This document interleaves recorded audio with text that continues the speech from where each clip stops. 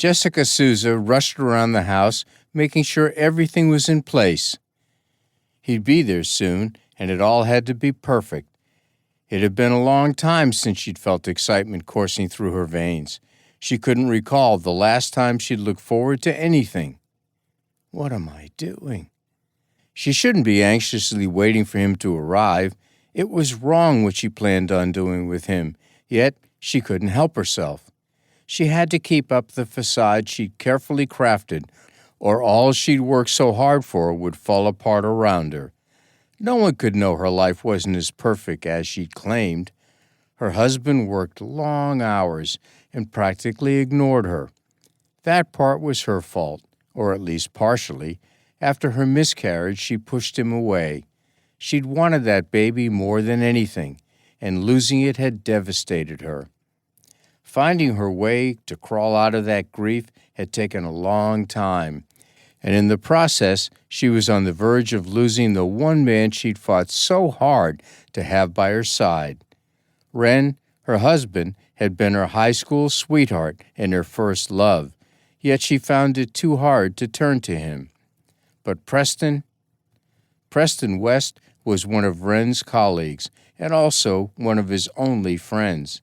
He'd been so warm and caring where Ren was angry and bitter. Preston encouraged her to be herself. He didn't represent something she'd lost. With him, she could finally see a way past her misery and start living again. It felt good. She could finally breathe, and the hurt lessened with each passing day. Before she realized what had happened, she developed feelings for Ren's best friend. Now here she was, waiting for him to visit her. She was acting like a schoolgirl with her first crush. He probably didn't feel the same way she did, and even if he did, what would she do? Would she leave Ren for him? How would that change both their lives? It was a huge decision, and not hers alone to make. Jessica took one more look around the room. It was all neat and tidy. Nothing was out of place. Her gaze landed on her wedding photo above the fireplace. She'd been so happy that day. Now it brought sadness into her heart. Ren had never loved her, at least not the way she'd always loved him. He cared about her, always had, but Jessica understood who he'd really wanted. She was his second choice, and if Daniela Brosen had stood up and said she'd loved him, there was no question where Ren would have gone. Jessica would have been left in the cold, and Ren would have gone to Danny without a second thought.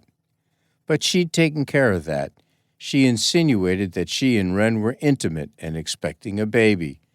When she told Danny that lie, the girl had run away to save herself more heartbreak, leaving Ren for Jessica to love without her interference. It took a while for Ren to get over Danny's departure, but in the end, he'd returned to where Jessica thought he belonged, in her arms. Now she was standing in the home she shared with Ren, waiting for another man. Strange how she could compartmentalize things and change direction.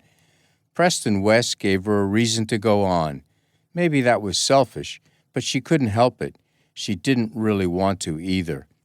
The doorbell chimed and echoed through the house.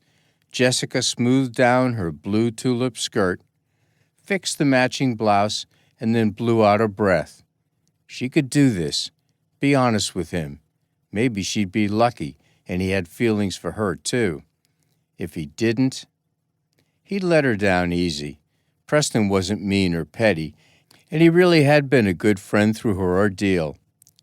Her cerulean pumps clicked softly on the floor as she headed to the front door and eased it open with a smile pasted on her face.